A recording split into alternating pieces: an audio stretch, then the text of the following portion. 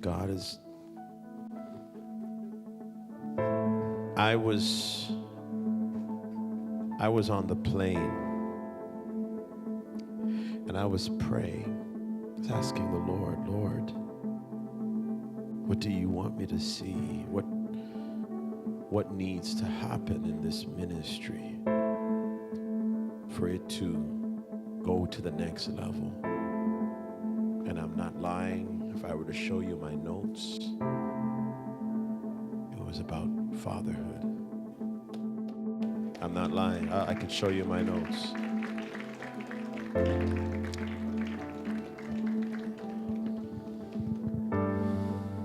Everyone close their eyes. Let's focus on the Lord. Let's just focus for a second.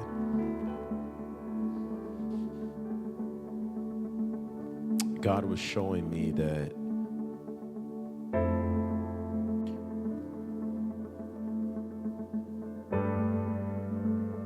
each one of you are so precious, so precious. He's showing me that each one of you are so loved, so loved.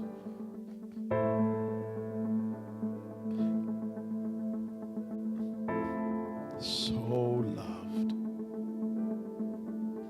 Loved in such a degree that words can't even describe.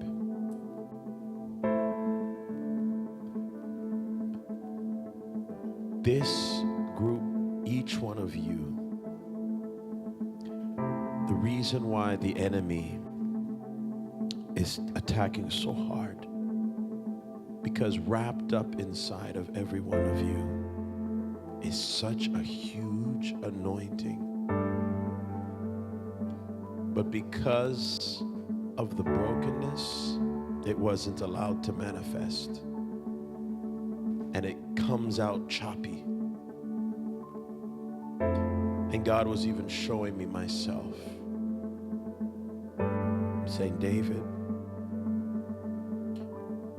the reason why things have taken so long with you is because there's also lacks in you because of your fatherhood and what you've experienced in your life. Just like Pastor Charles said, when his father, he would wake up to a boot and to a belt strap. Me, I was never able to talk to my father. I was, but I wasn't. He was emotionally unavailable. He meant well, but he was emotionally unavailable. And growing and learning and walking as a pastor, God is healing not only you, but also me. Because we've learned things from our past that has trickled over into our ministry. Our emotions have been shot. Our perspective has been wounded. And that has caused many of us to not trust, to stand on our own.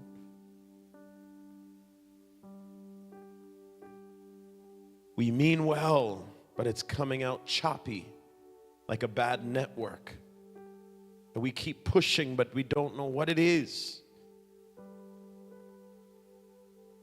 This is why today is such an important day, and God was already speaking to me about this.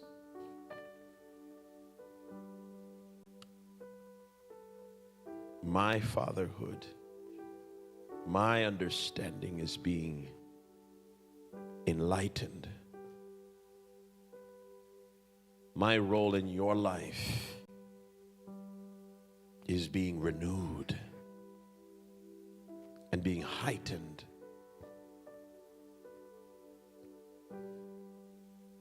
Sometimes in ministry, we as leaders try to be like friends, and we forget we're really fathers. We try to be brothers, but we forget we're fathers. because of what we've all come out of. We've been wounded. We don't want to have leaders. We just want to all be brothers. We want to be down to earth with everybody. We treat everybody, not realizing that by doing that, we're also wounding each other.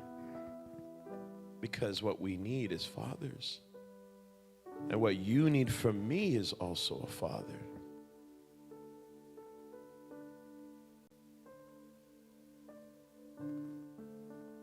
So my sons and daughters in faith, I'm not God, so don't get that twisted. But I want to be a better father for you. And forgive me for where I failed to be a father to you. Forgive me. Not seeing my lacks, not seeing the gaps, not seeing what you needed. Forgive me. Because you are loved so much by me, you don't know. You really don't know. I pray for you. I love you. You mean a lot to me, every one of you. To see you, you mean a lot to me. And tears are coming to my eyes. You mean a lot to me. Every one of you mean a lot to me. I love you. You're my family. I don't have much. I really don't have much family. I don't have much close friends. You are my family. And I love you. I love you.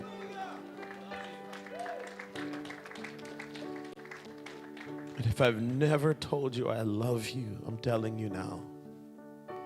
I love you, Elias. I really do. You mean a lot to me. And to Alex and to everybody. I love every one of you. Alicia, I love you. Some of you have been so amazing. You have a resilience.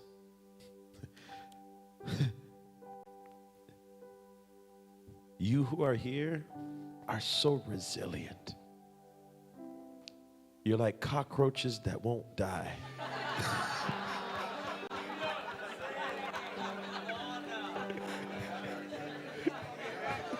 I know that didn't sound right, but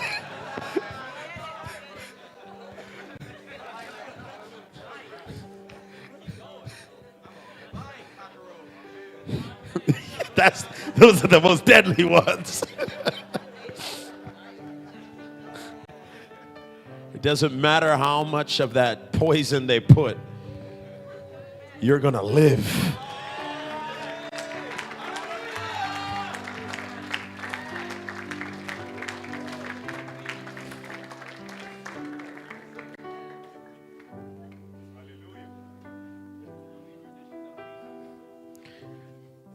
You're like me.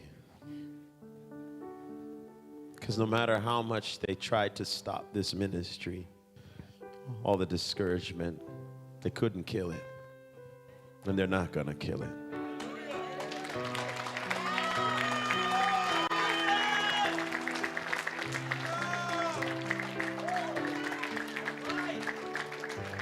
You're my family. And I want to be a good image of God, our Father, to you. I want to be full of the image of Christ for you. I want to be a father for you. Not to replace God the Father. I could never do that. Never do that. But to be an extension of His love to you.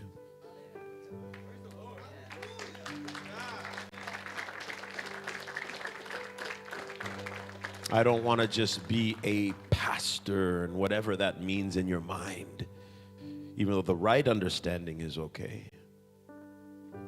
I don't want to be a CEO in your life, a business partner in your life, and cut you off when you don't meet the needs, and that's not what a father is. A father is someone that even when the prodigal son would go as far as betray and take and steal and rob and go the other way, you're still on my heart, and I still welcome you back, because you're not disposable to me. You're not.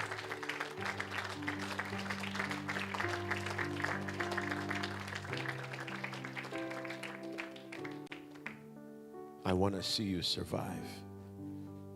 And I want to see every one of you reach your potential to be the women of God, to be the men of God, to be the pastors and prophets and apostles and the teachers, and to be the next lawyers and judges and doctors and politicians. And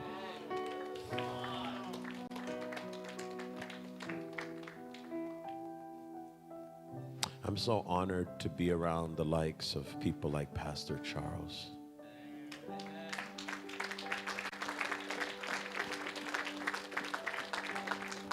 And the Bishop Omars and the Brother Harolds.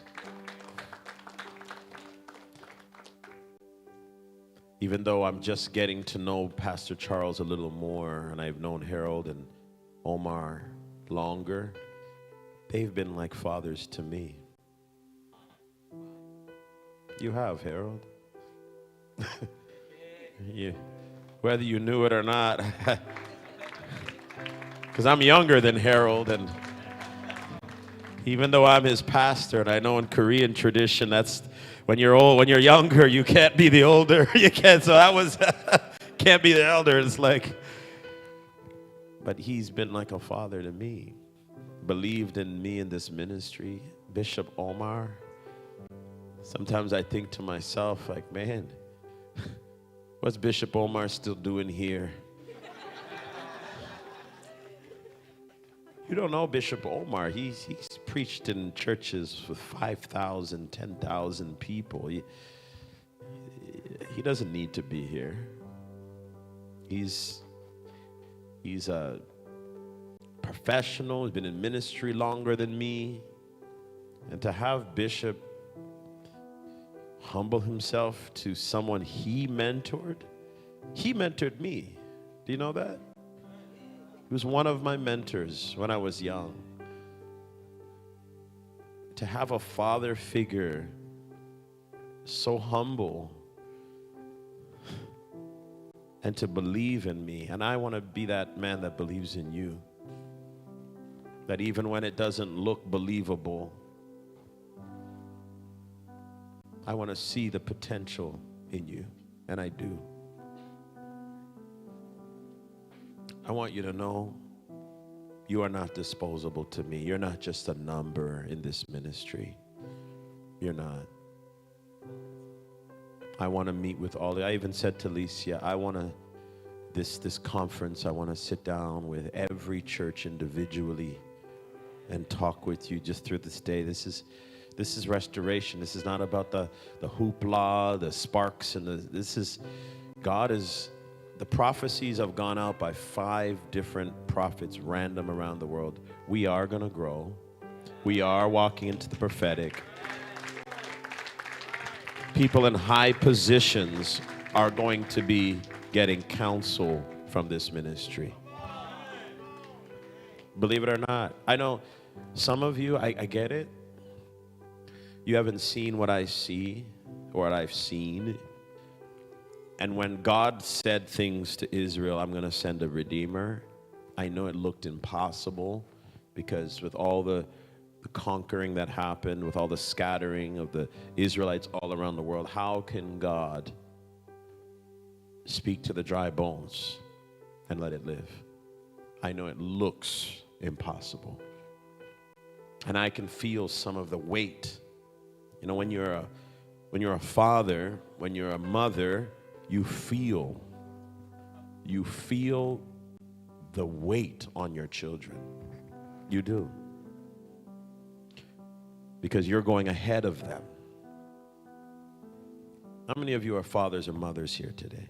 You know what I'm talking about, right? When your children are going through something, you feel it. They don't even need to call you. You feel it in the spirit. You feel the weight. And maybe some of the challenges I have, you don't know what I go through. Maybe I'm bearing some of your burdens, some of your weight. Maybe it's not just mine. Sometimes I think it's just me, but maybe it's also you. I feel it in the spirit. I feel it. Because we're connected. We're a body. Where one member suffers, we all suffer.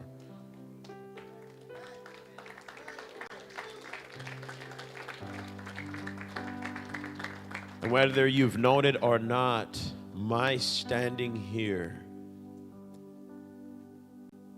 is standing also for you. My battle and going through it is not just me going through it for me, it's going through it for you. When Jesus went to the cross, it wasn't just to fulfill his destiny to be the king. It was to die for your sins and bear your guilt and shame as well. He was fulfilling his destiny, yes, but his destiny was wrapped up in your destiny. Your success is my success. My success is your success. I cannot see you fail. We cannot see each other fail.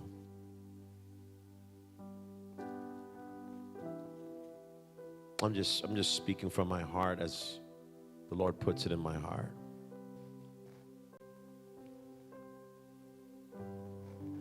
But I look at each one of you here today, and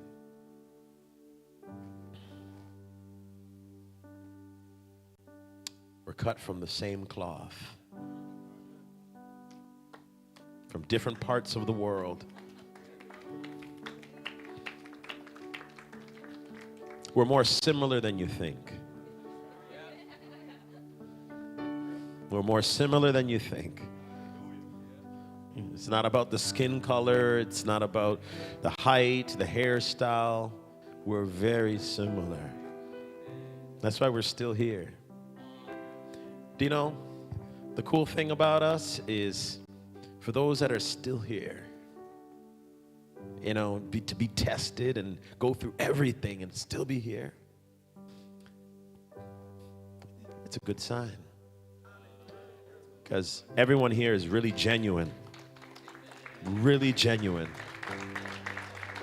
These are your brother. This is your family. And it's not much, but you know what? It's more than I had before. Some of us had no father, nobody, no nothing. Look around you. It's not a million, but it's 100 times more than what we had before. Amen. God did give you a family. And it was David. It was David that was called to be king. And you know what happened to David? David, I forgot the exact story, but there was a time when he was pushed out and his army wasn't a professional army. I forgot the city. Some of you Bible scholars would know the city and the exact, but there was, I believe, 400 men. And these men were not the men that you would think would be in an army. They were all the broken men, all the fatherless men, all the people that were rejected. And David took that army and became a father to them. I don't know how he did it, but he did it. Beyond all the odds. Same with Gideon. I mean, this is a prophetic moment right now. It's what God's about to do. This is what God's about to do.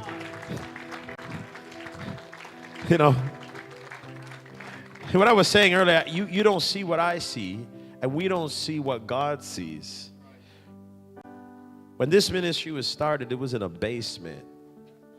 And for almost 7 years, nobody except 2 to 3 people came. Okay? But God, and there was moments where the heaviness and the weight and the discouragement would come all over me, and I'll be like, what am I doing? What am I doing? Why don't I just go to a bigger church? And why don't I just get a different job or something? I wasn't even getting paid. I mean, there was nothing. What am I doing? Standing for a vision that's not going anywhere. What am I doing? Like, sister's just laughing because the Lord's just, what am I doing? I'm sure I could do better than this. But there was just something in my spirit. I didn't understand it. And we're not the biggest church, but we've made the biggest noise.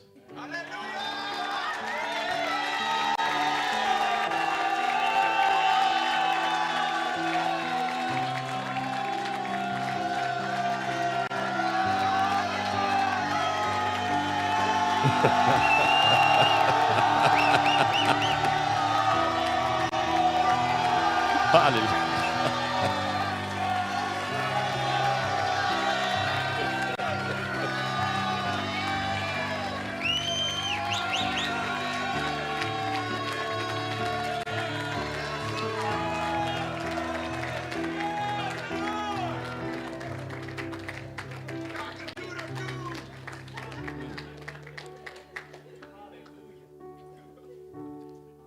The unexpected, the ones that no one thought could amount to anything, could do nothing. The world thought we could do nothing. Christ's Forgiveness Ministries has shaken the entire world and has been the leaders of street preaching and evangelism. And I'm not saying that to brag. It's just true. It's just true. Everyone knows this ministry around the world. And it's inspired people to stand up. It's awakened the heart of evangelism all around the world, in Africa, Asia, India, South America, Brazil, Europe, all around the world. This ministry has spoken loud and clear, louder than any ministry out there in this generation. Through the fatherless, through the broken, through the people that nobody thought could do anything. So we might be small, we might be broken, we might have our challenges and our crutches and our issues and our band-aids and our bullet hole wounds and our scars. We have it all. We're like David's army. We're like Gideon's army. We're the elite squad. And I believe the reason why we can do, we're doing so much, and we're about to shake the world even bigger than before, because the Bible says God uses the broken vessels. The broken vessels. Because when we're broken, it's like that alabaster box which was broken. That's when the fragrance, we're right where we need to be. In that broken place. Because when we're broken, the Bible says a broken and a contrite heart He will not despise. You are the right people. Amen. You are the movers and the shakers of this generation. And God is restoring fatherhood. He's restoring, He's shifting my mind, your mind. He's helping us to receive one another, to heal one another, to bind each other's wounds, to love one another. And we had to go through all of this to be here today. We had to see the leaving to be here to receive what we have today, because the message would have been different. Things would have been different. Our minds would not have seen what we see unless God refined us and brought us to this place, forcing us to pray, forcing us to seek the Lord. That's why all these prophets, they're saying things that make no sense. But it's making sense. Because the recipe that I've seen God use in the past, he has a recipe. He breaks people, he shows people, he cooks them a bit. Amen. He makes them wait a bit. A little long actually sometimes. But then there's always an amazing thing that comes out at the end. Like chicken, absolutely.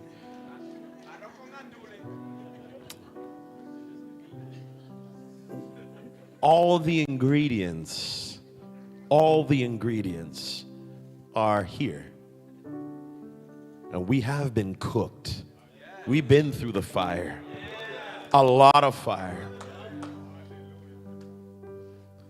So if we're going through the fire, that means we're already in the oven. And it's been long. And if all these prophets are seeing something in the spirit, it's making sense. Because the next stage after the cooking is it's coming out and it's ready to serve.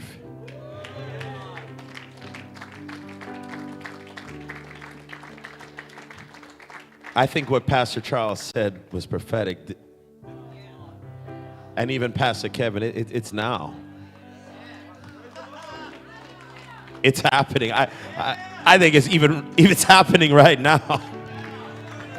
A shift is happening even in our spirit right now. The discouragement is leaving right now. Our perspective is changed right now.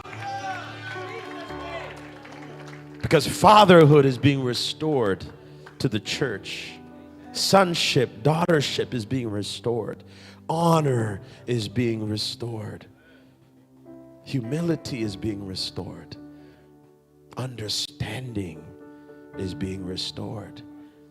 All the right ingredients for a revival. Wow.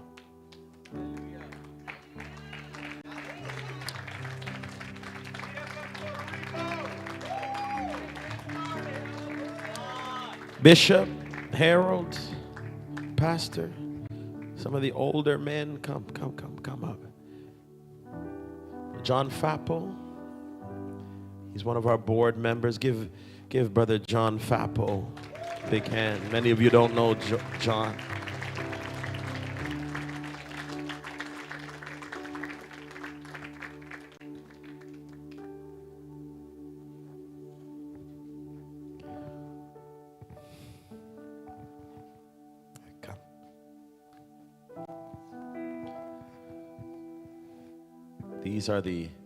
Each one of these men have been in the faith for 30 plus years. Amen.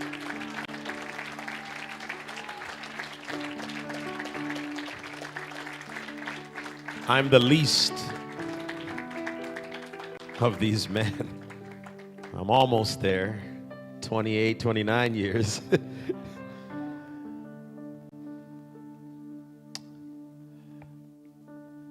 I believe it's even by age category, by accident. Is it? I don't mean to, I know we struggle sometimes with our ages. Do you mind if I reveal your ages? No one knows his age. I think he's 27.